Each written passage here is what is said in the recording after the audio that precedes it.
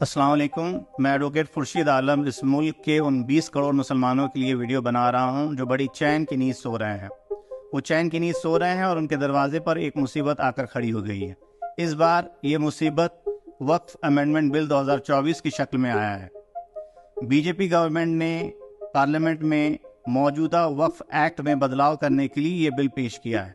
क्या हो जाएगा अगर ये बिल पेश हो गया तो? क्या हो जाएगा अगर ये बिल एक कानून बन गया तो? अगर ये बिल कानून बन जाता है तो आप ये यकीन कीजिए कि मुसलमानों की जो वक्फ जायदाद है, वक्फुल्लाह, ऐसी जायदाद जो उनके पूर्वजों ने अल्लाह के राह में दे दिया, उस जायदाद से, उस मिल्कियत से लोगों का भला हो, इस कौम का भला हो, इस देश का भला हो, ऐसे जायदाद पर सरकार की नजर है। इस बिल के कानून बनने के बाद हमारी हजारों लाखों मस्जिदें, हमारे खानकाहें, हमारे मदारिस, हमारी कब्रिस्तानें और बहुत सारे जो मिली तंजीमें हैं, उनकी जायदाद को आसानी से सरकार हड़प लेगी। ये पहली बार नहीं है कि बीजेपी की केंद्र सरकार ने मुसलमानों को परेशान करने के लिए एक ऐसा बिल पेश किया है।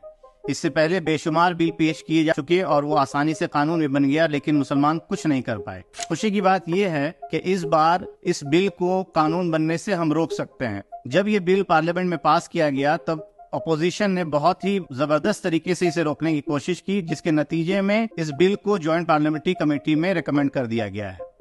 ऐसा नहीं है कि ये बिल कानून बनने से रुक गया है, बल्कि एक छोटा सा पॉज लगा है। अब हम इसे कानून बनने से कैसे रोक सकते हैं? ऐसी सूरत में एक आम आदमी क्या कर सकता है? जिस तरीके से डेमोक्रेसी में हर एक वोट की कीमत है, उसी तरीके से इस पूरे मामले में हर एक आम आदमी की राय की कीमत है। जब इस बिल को ज्वाइंट पार्लियामेंट्री कमेटी के सामने पेश किया गया है तो ज्वाइंट पार्लियामेंट्री कमेटी ने आम आदमी से राय मांगी है। जो काम भाजपा सरकार को, बीजेपी गवर्नमेंट को पहले करना चाहिए था, सारे स्टेक होल्डर्स की राय लेनी चाहिए थी, जिनकी वो दावा करते हैं कि इनकी भलाई के लिए बिल लाया जा रहा है, हकीकत में वो हमारी जड़ों को काटने में लगे हुए हैं।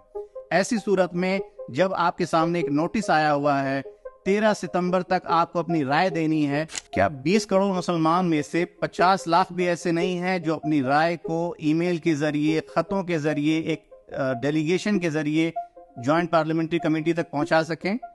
हम जानते हैं कि ये पूरा काम बहुत ही टायरिंग है। आप कैसे एक मेल को बनाएंगे, किस तरह से अपनी बात को रखेंगे? हमने आपके काम को बहुत ही आसान कर दिया है।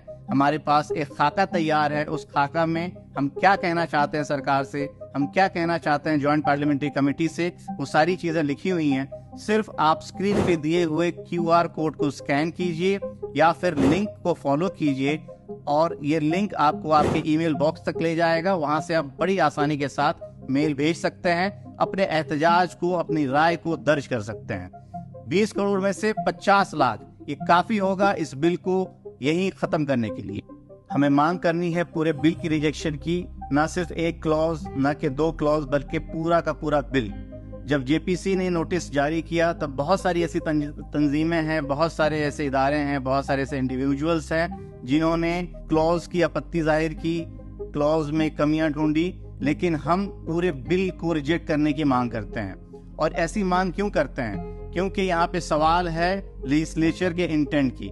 इससे पहले जितनी भी हिस्ट्री देखी जाए, वो चाहे ट्रिपल तलाक बिल हो या फिर वो सिटीजन अमेंडमेंट बिल हो, एंटी कन्वर्जन बिल हो, सब के सब बिल में लेजिस्लेचर के इंटेंट पे बहुत बड़ा सवालिया निशान खड़ा हो चुका है।